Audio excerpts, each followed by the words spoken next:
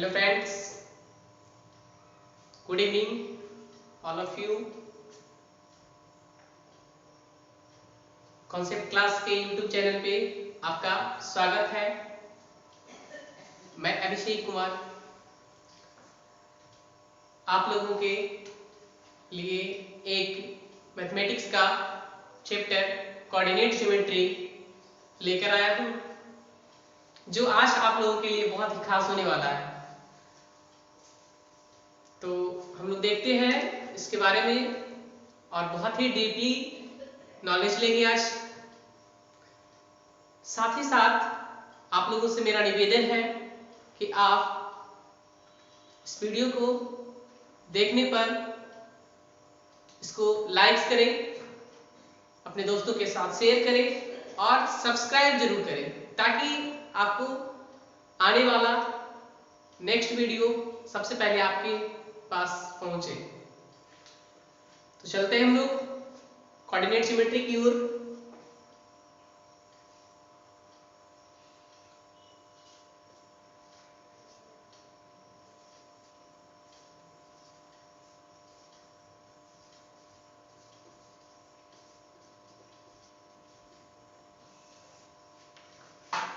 Coordinate geometry यह geometry का एक पार्ट है। ज्योमेट्री कहने का मतलब ज्यामिति। बहुत सारे बच्चे इससे डरते हैं, मैथमेटिक्स से ही डरते हैं, लेकिन डरने की कोई बात है नहीं।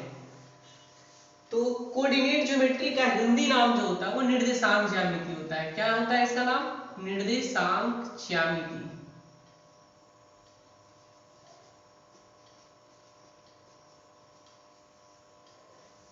इसे हम लोग नियामक ज्यामिति भी कहते हैं।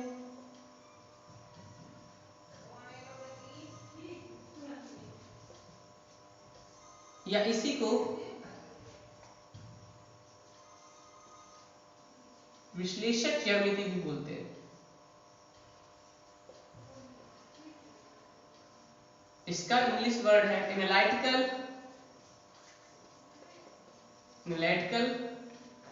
ज्योमेट्री।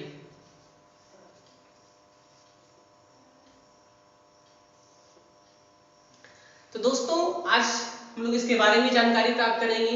सबसे पहले जानेंगे कि निर्देशांक ज्यामिति है क्या। तो निर्देशांक ज्यामिति जो है यह ज्यामिति का एक पार्ट है। यह सर्वप्रथम इसके बारे में रेने देकार्त ने 17वीं शताब्दी के मध्य में ज्यामिति को बीजगणितीय विधि से हल किया। दोनों के बीच का संबंध प्राप्त किया, संबंध बताया, जिसमें से ज्यामिति के कुछ वैसे तथ्य होते हैं जिनको हम बीजगणितीय समीकरणों के द्वारा व्यक्त कर सकते हैं। तो ये कोऑर्डिनेट ज्योमेट्री जो है, इसके जो समीकरण बनेंगे, जो इसका सॉल्यूशन हम लोग प्राप्त करेंगे, वह बीजगणितीय मेथड से, बीजगणितीय विधि से प्राप्त करेंगे। ठीक है। अब हम लोग जानते हैं कि कोऑर्डिनेट ज्योमेट्री होता क्या है, क्या कहते हैं इसको, किसे कहते हैं कोऑर्डिनेट ज्योमेट्री। कोऑर्डिनेट ज्योमेट्री जो है मैथ का एक पार्ट है, गणित की एक शाखा है, जिसमें हम किसी तल में बिंदुओं के स्थिति का निर्धारण करते हैं। जैसे सपोज दैट ये क्या है, हमारा बोर्ड है, बोर्ड तो है ही, ये हमारा एक क्या प्लेन है, क्या एक समतल है, और इस समतल में हम क्या करते हैं, बिंदुओं का निर्धारण करते हैं। तो बिंदुओं का निर्धारण कैसे होता है? बिंदुओं का निर्धारण जो होता है वह किसी दो अक्ष के सहायता से होता है। किसी दो अक्ष के, दो सरल रेखाओं के मिलने से बनता है, और दो सरल रेखाओं को यहाँ पे मिलाए, काटे, और उसके बाद इसे दोनों अक्ष को जो बनाता है उसको हम निर्देशांक अक्ष बोलते हैं। ये सर्वप्रथम देखिए कि ये हमारा x है, x अक्ष है, ये हमारा पूरा y अक्ष है। इधर वाले को पार्ट को हम बोले x और इधर वाले को बोले x डैश। x डैश का मतलब होता है इधर नेगेटिव है x का मान, ऊपर वैसे ही y है और इधर नीचे जो है y डैश है। ये दोनों जो पॉइंट है इसको हम लोग O बोलेंगे, मूल बिंदु बोलेंगे, ऑरिजिन पॉइंट बोलेंगे। तो यहाँ पे हम लोग देखते हैं कि x dash o x dash o, इसको हम लोग बोलेंगे, एक सरल रेखा है x डैश o x, एक सरल रेखा है, इसको हम लोग बोलेंगे x अक्ष। इसको क्या बोलेंगे हम लोग? x अक्ष बोलेंगे, ठीक है। तथा ये हमारा लाइन जो दिख रहा है बाई ओ बाई डैश, इसको बोलेंगे हम लोग बाई अक्ष। क्लियर है यहां तक? आगे समझते हैं हम लोग। अब देखना है हम लोगों को कि ये जो दोनों सरल रेखाएं एक पॉइंट पर मिल रही है, एक पॉइंट पर ये काट रहा है आपस में। तो यहां पे हम लोग इसको देखेंगे कि x डैश o x तथा बाई o बाई डैश के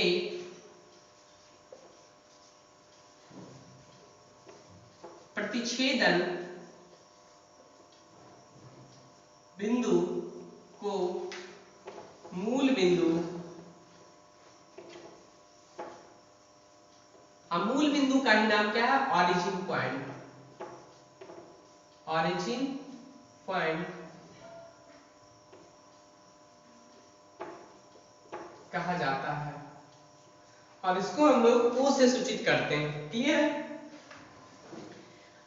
यहां तक हम लोग का क्लियर? कोई दिक्कत नहीं है। चलिए आगे बढ़ते हैं।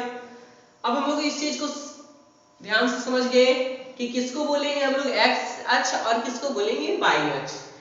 तो ये हमारा हो गया यहां से यहां तक के x डैश o x, ये पूरा जो हमारा हुआ ये लाइन हमारा x अक्ष कहलाएगा। क्या कहलाएगा ये लाइन हमारा?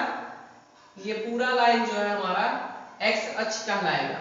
बाई o बाई डैश, ये हमारा क्या कहलाएगा?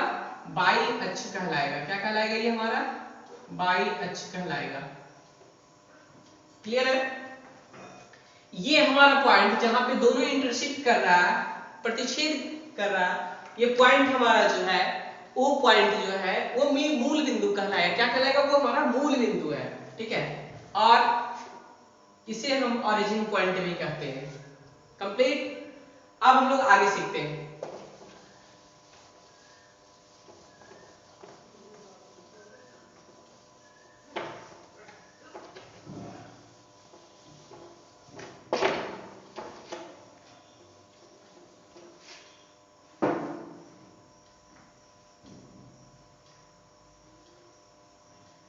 अब देखते हैं हम लोग कि इस प्लेन में कैसे कैसे बिंदुओं का निर्धारण होता है।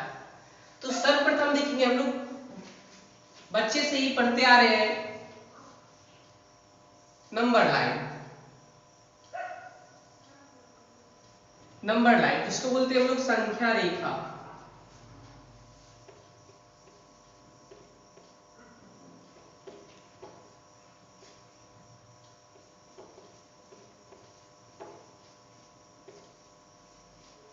नंबर लाइन, ठीक है। नंबर लाइन क्या होता है कि नंबर लाइन में यहाँ पे O यानी 0 होता है, और 0 से दाईं तरफ, 0 से दाईं तरफ, ये हमारा दायां हाथ तो इधर गया दायां, और ये हमारा बायां हाथ तो हमारा इधर बाईं तरफ। तो ये हमारा हो गया इधर दाईं तरफ, और ये हमारा इधर से हो गया बाईं तरफ।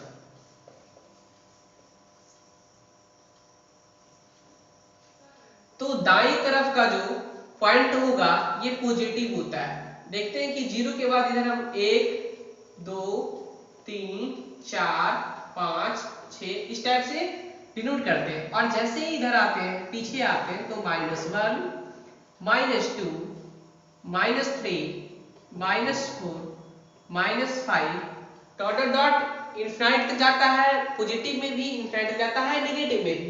तो वही हम लोग देखेंगे यहाँ पे। तो इस यहाँ पे जो क्या है हमारा O है, पॉइंट तो हमारा O है, लेकिन यहाँ पे जो मान होगा हमारा क्या होगा? 0 होगा। इस लाइन पे हमारा ये मान क्या होगा? 0 होगा। और इधर से बढ़ेंगे तो हमारा ये क्या हो गया? पॉजिटिव होगा। 1 2 3 4 5 6 डॉट डॉट डॉट आगे तक जाएगा ऐसे ही।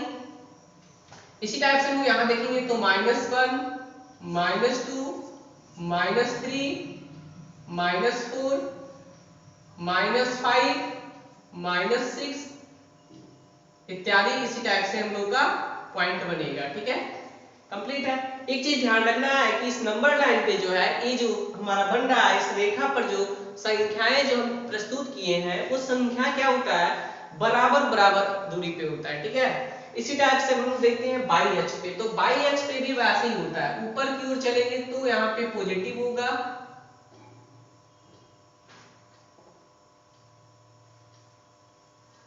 और नीचे की ओर आएंगे तो क्या होगा, हमारा नेगेटिव होगा।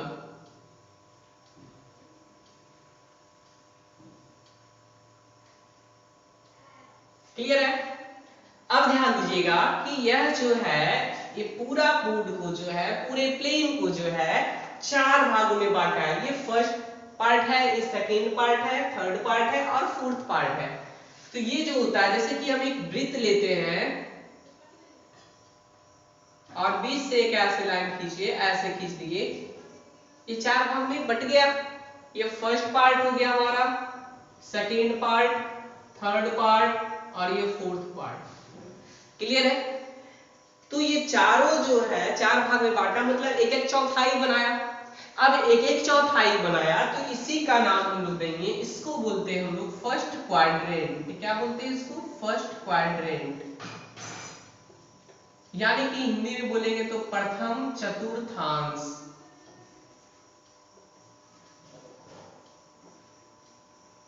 इसको हम लोग बोलेंगे सेकेंड क्वाड्रेंट, यानी कि द्वितीय चतुर्थांश। द्वितीय चतुर्थांश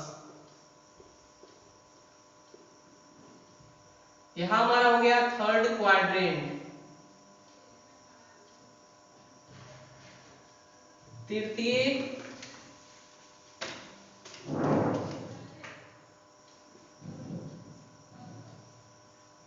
चतुर्थांश, ये हमारा हो गया fourth quadrant. Fourth quadrant, quadrant मतलब होता है चतुर्थांश, ये हमारा हो गया चतुर्थ चतुर्थांश।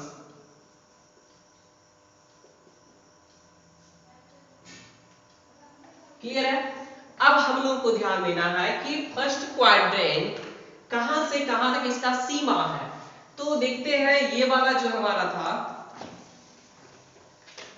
ये हमारा जो प्लेन बना था, तो यहां से यहां तक ये वाला जो पार्ट बन रहा है, देखते होंगे यहां से यहां तक ये वाला जो पार्ट बन रहा है, ये हमारा फर्स्ट क्वाड्रेंट है। ध्यान दीजिएगा, तो इसमें हम लोग एक पॉइंट को डिनोट करते हैं। कोई भी प्लेन में, इस प्लेन में हम लोग एक पॉइंट को रखते हैं। जैसे हम यहाँ पे एक पॉइंट P को लिए, कोई पॉइंट P लिए, तो देखते हैं इसमें जो है, इस पॉइंट में दो को बिंदु से इसको दर्शाते हैं, दो संख्या से दर्शाते हैं, एक x से और एक y से। ठीक है, x और y से दर्शाया जाता है। तो इसमें देखते हैं कि x का वैल्यू, देखिए ये वाला x का वैल्यू, ये ऊपर इस पर जो भी आएगा वो y का वैल्यू कहलाएगा। ठीक है, आगे देखते हैं इसके बाद कि इस सेक्शन में, इस भाग में हमारा जो है x का भी वैल्यू पॉजिटिव है, यानी धनात्मक है। इधर वाला पार्ट मतलब क्या है कि ये वाला पार्ट ऐसे आ रहा है, तो इधर x ये हो गया, y ये हो गया, यही दोनों से ढका हुआ ये पार्ट। तो इस पर x का भी वैल्यू क्या है, पॉजिटिव है, और y का भी वैल्यू क्या है, ऊपर ये पॉजिटिव है। यानी कि पहले लिखा था इसमें x का वैल्यू कोऑर्डिनेट लिखा था, तो उसके बाद लिखा था y। तो ये हमारा पॉजिटिव, यानी प्लस प्लस हो गया। इसमें भी पहले लिखेंगे x और फिर y। तो x यहाँ देखिए, ये वाला जो सेक्शन है, इसमें x ये है और y ये है, तो इसमें तो x क्या है, माइनस में है, और y क्या है, इसमें प्लस में है। ध्यान दीजिएगा, x वाला पार्ट ये है, इसमें इस टाइप से इसको डिनोट कर सकते हैं। ये वाला सेकंड है आपका, तो इसमें देखिए x क्या है, नेगेटिव है, और y क्या है, ऊपर ये पॉजिटिव है। क्लियर है?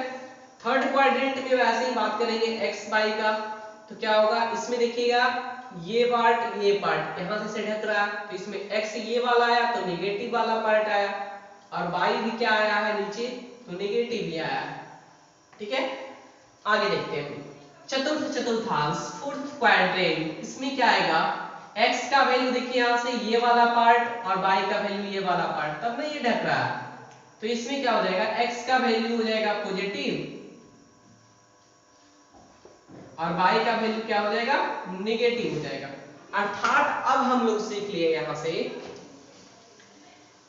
कि फर्स्ट क्वाड्रेंट में x का वैल्यू भी पॉजिटिव और y का भी वैल्यू पॉजिटिव, सेकेंड क्वाड्रेंट में x का वैल्यू माइनस और y का वैल्यू प्लस हो जाएगा, थर्ड क्वाड्रेंट में x का वैल्यू माइनस y का वैल्यू भी माइनस, फोर्थ क्वाड्रेंट में x का वैल्यू क्या हमारा प्लस और y का वैल्यू माइनस। अब यहां तक किसी को कोई प्रॉब्लम? चलिए आगे बढ़ते हैं हम लोग। मेरे ख्याल से कोई दिक्कत नहीं होना चाहिए, प्रत्येक पॉइंट को हम अच्छे से डील करेंगे, यहाँ पे समझाएंगे, आप लोगों के लिए लाए हैं। अब हम लोग देखते हैं, कुछ पॉइंट देते हैं और सीखते हैं। जैसे कि एक पॉइंट दिए 2 3, हम पूछे यहाँ पे कि बिंदु जो है P 2 3 किस क्वाड्रेंट में होगा, किस आपका चतुर्थांश में आएगा, ठीक है। तो देखना है यहाँ पे कि पहले होता है x का वैल्यू, बाद में होता है y का वैल्यू, 2 भी प्लस में है और 3 भी प्लस में, अर्थात किस क्वाड्रेंट में आएगा, हमारा फर्स्ट क्वाड्रेंट में आएगा। इसको हम लोग देख सकते हैं कि क्या हो गया इसका सॉल्यूशन में कि दोनों क्या है प्लस प्लस है, इसलिए क्या आ जाएगा, ये फर्स्ट क्वाड्रेंट में आ जाएगा। सेकेंड पॉइंट देखिएगा, P बिंदु लेते हैं और यहाँ पे हम देते हैं -3 7, ये किस क्वाड्रेंट में आएगा। तो देखिए यहाँ x का वैल्यू माइनस है, x का वैल्यू माइनस, y का वैल्यू क्या है प्लस में है, तो ये किस में जाएगा,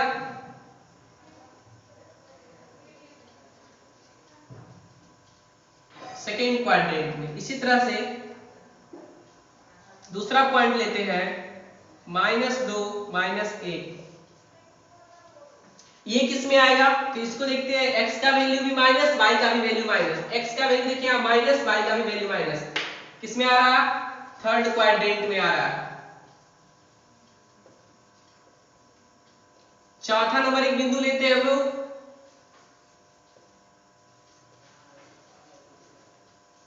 थ्री माइनस 4, x का वैल्यू 3 यानी पॉजिटिव, y का वैल्यू नेगेटिव, नीचे आया मतलब कि फोर्थ क्वाड्रेंट में चला गया। क्लियर है।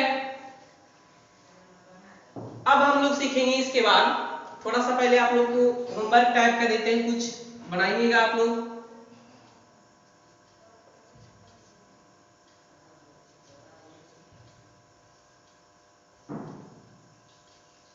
निम्नलिखित या निम्न बिंदुएं किस चतुर्थांश में स्थित है। फर्स्ट है 2 -3 -1,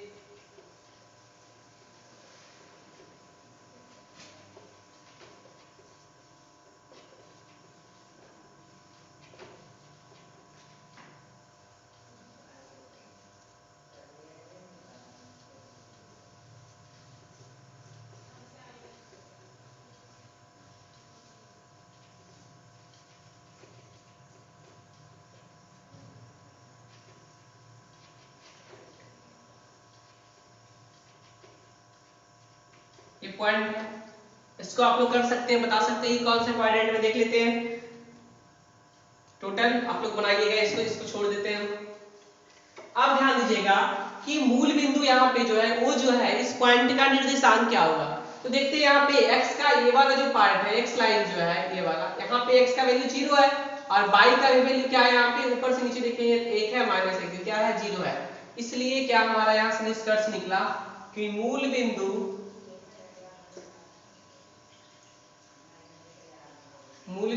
O का निर्देशांक क्या हो जाएगा, का निर्देशांक 0 0 होता है। क्लियर है।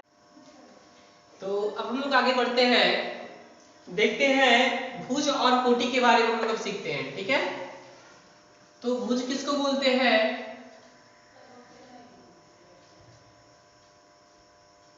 इसका मीनिंग होता है एब्सिसा,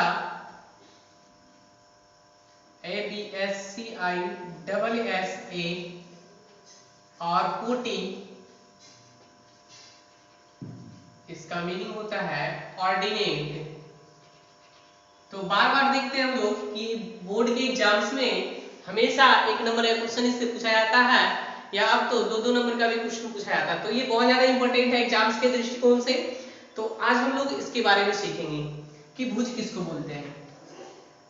पहले हम लोग एग्जाम्पल के तौर पे इसको सीखते हैं, ध्यान देते हैं। यहाँ पे ये हमारा x एक्सिस है, यानी x है, और ये x y है, और ये y है। ये हमारा पूरा y एक्सिस है, ये हमारा O है, मूल बिंदु O। यहाँ पे हम एक पॉइंट को लेते हैं, ठीक है। यहाँ पे इस पॉइंट को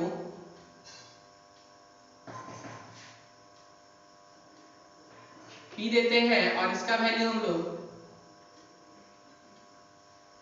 3 और 4 रख लेते हैं, ठीक है। अपने मन से ऐसा ही ले लिए एक बिंदु।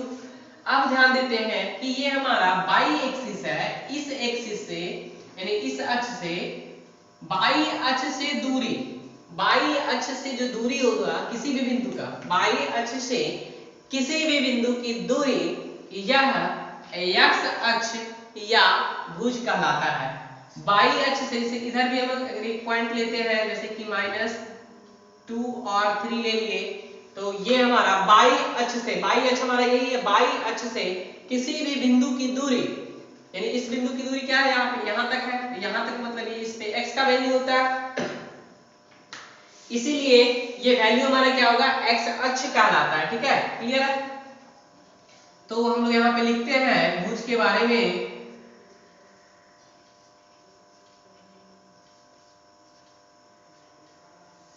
कि भुज होता क्या है। लिखते हैं इसके बारे में, y अक्ष से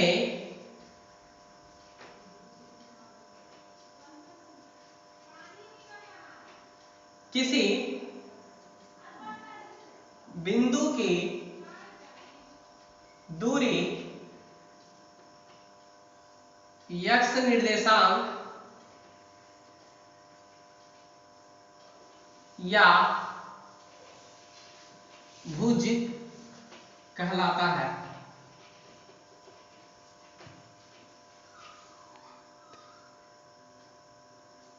दूसरा हमारा है कोटि,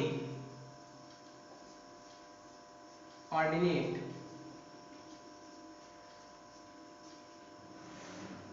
तो इसके बारे में हम क्या कहेंगे, कोटि के बारे में।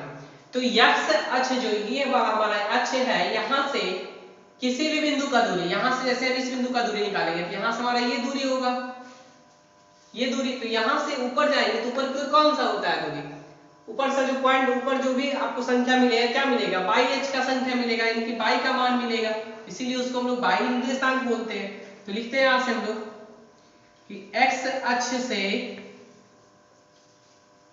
किसी बिंदु की दूरी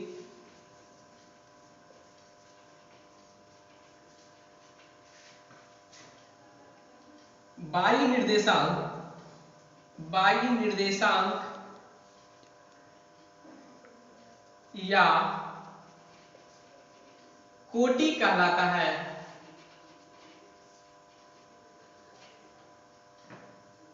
ठीक है।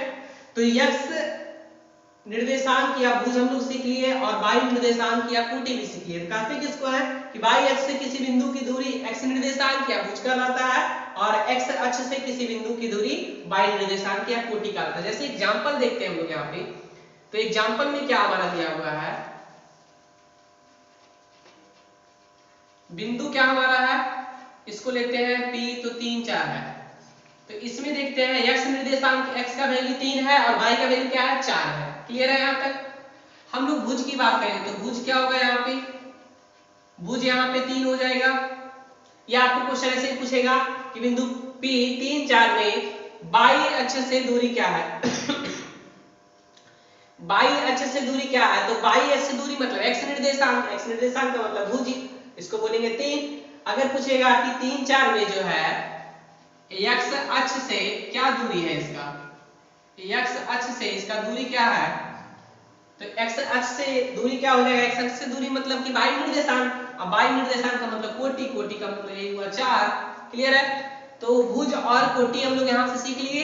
आज इसमें अगर पूछें कि x अक्ष से क्या इसका दूरी है, तो x अक्ष से दूरी मतलब वायु निर्देशांक बोलेंगे, x अक्ष से दूरी बोलेगा तो वायु निर्देशांक यानी कोटि उसको कहेंगे, और y अक्ष से बोलेगा y अक्ष से दूरी तो क्या होगा, x निर्देशांक या उसको भुज बोलेंगे।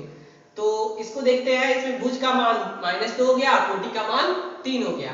इसी प्रश्न में x अक्ष से दूरी तो 3 हो जाएगा। इसी प्रश्न में जो है y अक्ष से दूरी, y अक्ष से दूरी मतलब x के बारे में इधर वाला वैल्यू पूछ रहा है, यानी कि x अक्ष का x का मान यानी x का मान -2 हो गया। क्लियर है फ्रेंड्स?